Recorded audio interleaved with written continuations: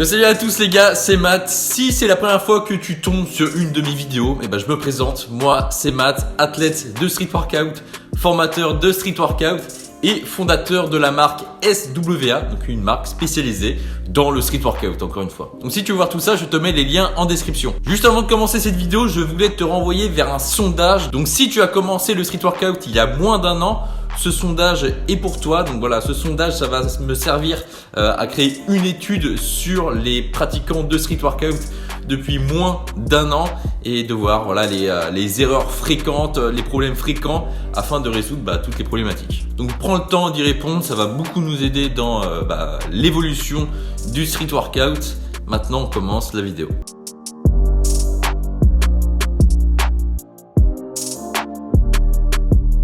La première erreur que l'on fait quand on s'entraîne pour la foule planche, c'est de ne faire que des tries, donc que des essais. On va passer notre temps à lancer une progression en fait que l'on ne maîtrise pas encore.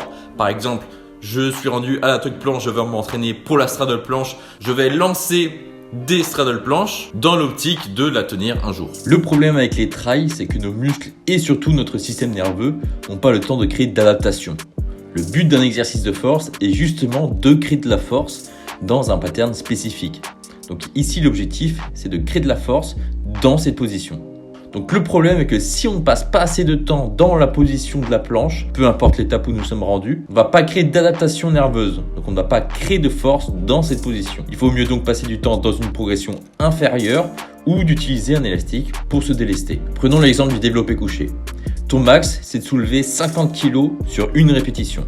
Si tu souhaites soulever 100 kg lors de tes entraînements, tu ne vas pas essayer de soulever 100 kg. Tu vas plutôt essayer de soulever 55 kg, puis 60 kg, puis 65, etc., etc. Donc pour la planche, c'est pareil. Sauf qu'au lieu de rajouter du poids, comme en musculation ou en powerlifting par exemple, on va tendre de plus en plus notre corps. Donc les tries, c'est bien pour voir si on progresse, c'est bien pour constater sa progression. Donc oui, il n'est pas recommandé de ne pas en faire, mais il ne faut pas faire que ça. Il faut mieux passer du temps dans une position moins avancée. La deuxième erreur que l'on fait à l'entraînement de la full planche, c'est de ne pas s'entraîner assez dur. Quand je dis dur, c'est qu'on ne met pas en fait assez d'intensité lorsqu'on fait nos exercices pour la full planche. Contrairement à la première erreur où on tenait pas assez longtemps l'exercice, donc on mettait trop d'intensité. Là, l'erreur qu'on fait aussi de temps en temps, c'est de ne pas mettre assez d'intensité et par exemple faire de la ligne planche ou de la tuck planche et faire 20 secondes, 30 secondes, 40 secondes, voire 1 minute à tenir cet exercice. On vous répète souvent qu'il faut passer du temps dans une position pour créer de la force dans celle-ci. Mais si on arrive à tenir cette position trop longtemps, donc au-delà de 20 ou 30 secondes par exemple, c'est qu'il est temps de passer une progression supérieure. Reprenons l'exemple du développé couché. Si mon objectif est de soulever 100 kg, ce n'est pas en soulevant un maximum de fois 50 kg que j'arriverai un jour à soulever 100 kg. Par exemple, à partir de 8 répétitions à 50 kg, je peux décider de soulever 55 kg. Et lorsque j'arriverai à faire 8 répétitions à 55 kg, je passerai sur 60 kg, etc.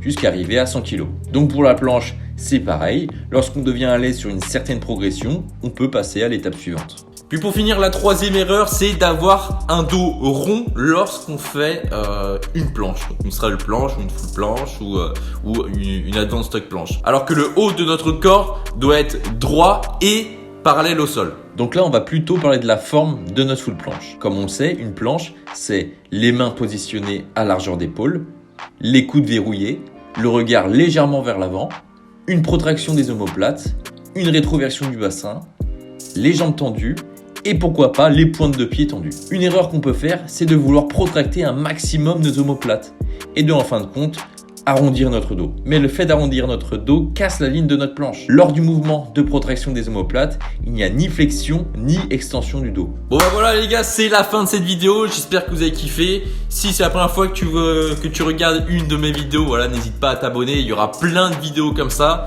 Donc je fais des vidéos plus pour les personnes qui commencent le street workout et aussi des vidéos pour les gens qui font du street workout depuis des années et qui connaissent bien cette pratique là. Je te mets également le lien du sondage en description avec tous les autres liens. Puis on se dit à la prochaine pour une nouvelle vidéo et bon training à tous. Ciao.